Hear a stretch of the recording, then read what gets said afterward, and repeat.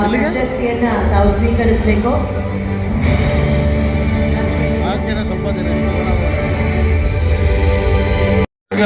Ravi sir, ನೀವು ನಮ್ಮ ಪಾಲಿನ ಸಿರಿ ಧ್ರುವತಾರಣಿ ಸರ್. ನೀವು ಕನಸುಗಳನ್ನ ಕಾಣ್ತಾನೆ ಇರ್ಬೇಕು ಸರ್. ನೀವು ಕನಸುಗಾರನೇ. ಆ ಕನಸು ಏನ್ ಕಾಣ್ತಿರೋದು ಸಿನಿಮಾ ಮೂಲಕ ತೋರಿಸ್ಲೇಬೇಕು ಸರ್.